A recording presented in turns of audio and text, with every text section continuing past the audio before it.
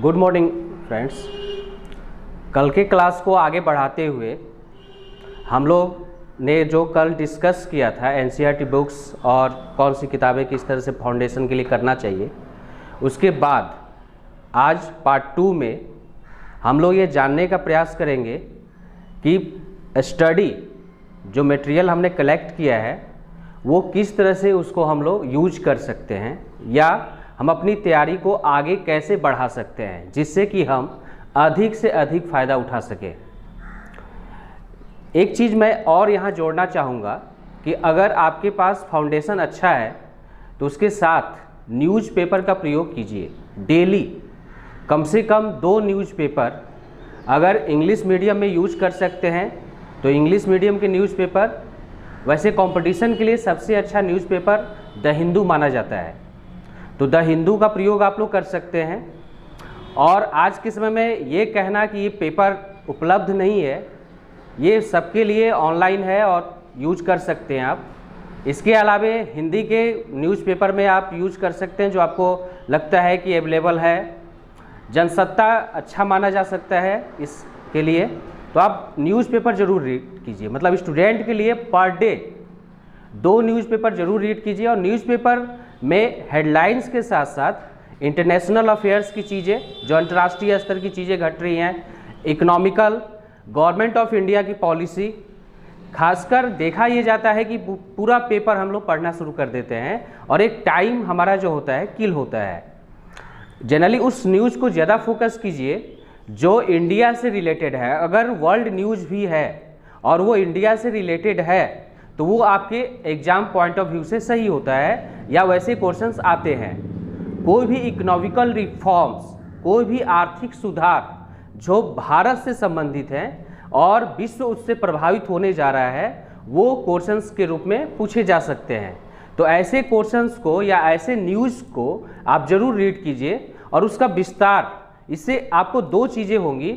एक तो objective types question की तैयारी भी आपकी बनती जाएगी करंट अफेयर्स के रूप में, और सेकेंड चीज़ ये होगा कि आपका आर्गुमेंटेटिव, सब्जेक्टिव या लिखने की जो प्रैक्टिस है वो बहुत अच्छी होगी।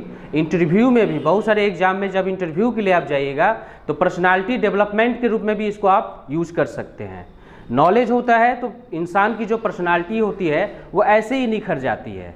उसके लिए अच्छे कपड़े और अच्छे शरीर की आवश्यकता नहीं होती, अच्छे नॉलेज की आवश्यकता आपके पास होती है। और जिस दिन आपके पास अच्छा नॉलेज आता है आपकी पर्सनालिटी हूबहू निखर जाती है, लोग आपको लाइक करना शुरू कर देते हैं। तो न्यूज़पेपर स्टूडेंट ज़रूर यूज करें, ये मेरा मानना है। सेकेंड चीज़, किसी भी एग्ज़ाम के लिए जब हम तैयारी कर रहे होते हैं तो सबसे पहला चीज़ ये होता है कि हम क्वेश्चंस को, पैटर्न को समझें। उसके जो प्रश्न पूछे जा रहे हैं एग्ज़ाम में उसका पैटर्न क्या है। अगर कोई भी एग्ज़ाम के लिए आप जा रहे हैं और आपने उस एग्ज़ाम के 10 साल के क्वेश्चंस, 12 साल के क्वेश्चंस को अगर सही तरीके से अध्ययन किया है तो आपको कहीं ना कहीं बहुत ज़्यादा फ़ायदा होता है उस एग्ज़ाम को क्रैक करने में। और मेरा ये हार्डली मानना है कि अगर आप क्वेश्चन पैटर्न को रीड कर रहे हैं तो कोई भी एग्ज़ाम ऐसा नहीं है जो आपके लिए संभव हो।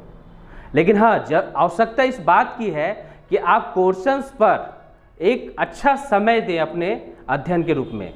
मीन्स जनरली हम लोग देखते हैं कि हम बुक्स और मटेरियल तो काफ़ी रीड करते हैं लेकिन एग्ज़ाम पॉइंट ऑफ व्यू के जो क्वेश्चंस होते हैं उसको हम लोग अध्ययन में नहीं लाते हैं, वो हमारे अध्ययन का हिस्सा नहीं होता है। हम ये भूल जाते हैं जनरली जब हम बीए पास कर रहे होते हैं या इंटर किए होते हैं, मैट्रिक किए होते हैं, तो हम एक मॉडल सेट का यूज करते हैं जो कि प्रीवियस ईयर्स के क्वेश्चंस होते हैं। और ये देखने में आता है खासकर बिहार यूनिवर्सिटी के एग्ज़ाम में या यूपी बोर्ड के, यूपी यूनिवर्सिटी के एग्ज़ाम में भी, कि जनरली जो क्वेश्चन प्रीवियस ईयर में पूछे गए होते हैं वो रिपीटेड होते हैं। ये कंपटीशन पॉइंट ऑफ व्यू से भी लागू होता है।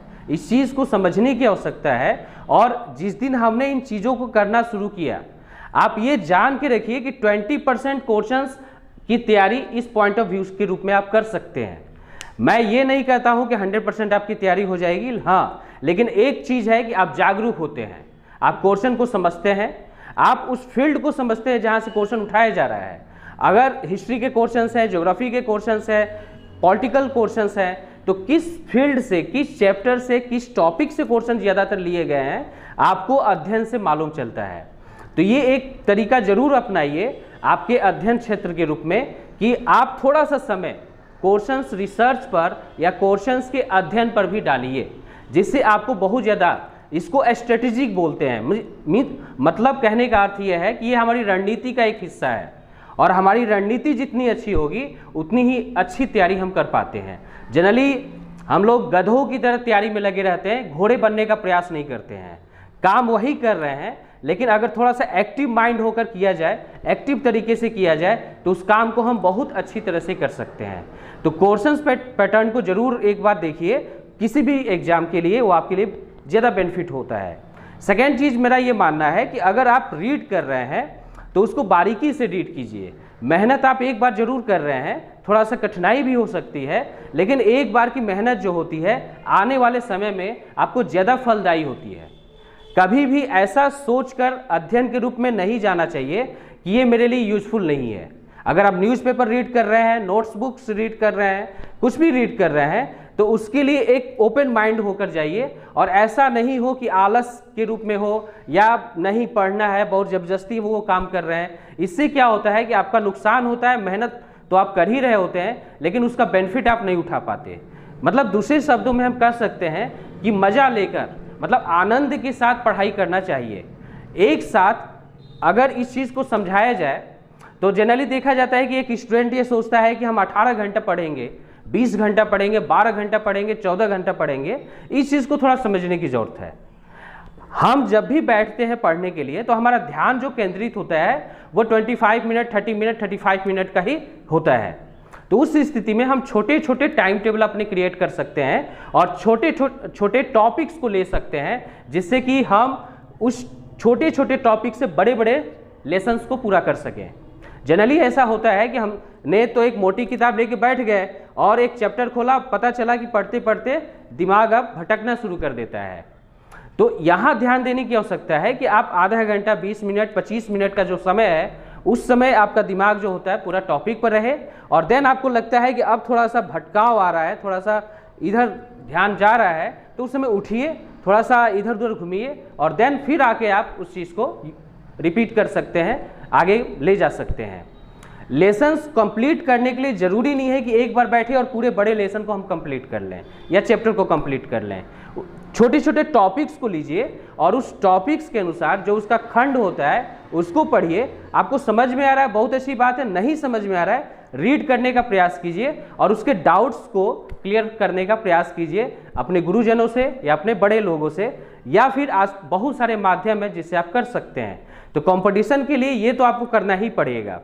सेकेंड चीज़ जो हमने बोला कि आप क्वेश्चंस पर रिसर्च कीजिए, ये जरूर कीजिएगा, क्योंकि आने वाले समय में क्वेश्चन पैटर्न जो बदले जा रहे हैं उसका ऐसा नहीं है कि आकाश से या कहीं पेड़ पर लगे हुए हैं उस क्वेश्चन उसको लेके आते हैं और नए क्वेश्चंस होते हैं। क्वेश्चन पैटर्न को समझना बहुत जरूरी है आज के समय में, चाहे वो कोई भी एग्जाम हो। यूपीएससी लेवल के एग्जाम को भी आप क्वेश्चन पैटर्न समझिएगा तभी कर पाइएगा, अन्यथा बेकार की मेहनत होगी और लंबे समय तक आप लगे रहिएगा, रिजल्ट आपको नहीं मिलता है, निराशा हाथ लगती है। तो उससे बचने की ज़रूरत है। थोड़ा सा स्ट्रेटजी में बदलाव कीजिए, आप इन चीज़ों को सही तरीके से कर सकते हैं। सेकेंड चीज़ ये है कि आपका एनर्जी लेवल जो है उसके लिए हमेशा पॉजिटिव होना चाहिए। किसी भी चीज़ को रीड कर रहे हैं तो ये मानना कि ये मेरे लिए यूजफुल नहीं है, पहले तो पढ़ने की आदत डालिए। जो भी चीज़ें हैं मेरे हाथ में आ रही है, बुक्स आ रही है और उसमें नॉलेज है तो उसको रीड कीजिए। पेपर बैठे हुए बैठे बैठे अगर रीड करने की आदत रहेगी तो पूरा पेपर रीड कर लीजिए। इससे क्या होगा कि आपको कहीं ना कहीं कुछ चीज़ें जागरूकता के रूप में जानी, मतलब दूसरे शब्दों में कह सकते हैं कि नॉलेज आपके चारों तरफ फैला हुआ है। आप लोगों से डिस्कस कीजिए, टॉपिक्स को समझने का प्रयास कीजिए। अगर आपके फ्रेंड सर्किल में कोई ऐसे व्यक्ति है जिस टॉपिक को आप नहीं समझ रहे हैं और वो समझा सकता है, जैसे बहुत सारे स्टूडेंट जो है क्लब चलाते हैं, तो जो जनरल डिस्कशन होता है उससे हमारी तैयारी को एक बूस्टर डोज मिलता है, तो वो सारी चीज़ें भी आप कर सकते हैं।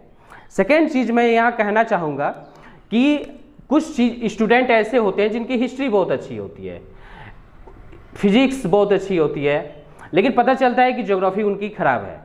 तो ऐसे एग्जाम के लिए जहाँ ज्योग्राफी के क्वेश्चंस मेरे पूछे जा रहे हैं वहाँ पर हम किस तरह की तैयारी करें, या पॉलिटिकल साइंस के क्वेश्चन जब पूछे जा रहे हैं और मेरी तैयारी बहुत अच्छी नहीं है, तो ऐसे स्टूडेंट्स के लिए मेरा मानना है कि आपका जो कोर सेक्टर, आपका जो मजबूत सेक्टर है उसको मजबूत कीजिए, उससे क्वेश्चन नहीं जाने चाहिए।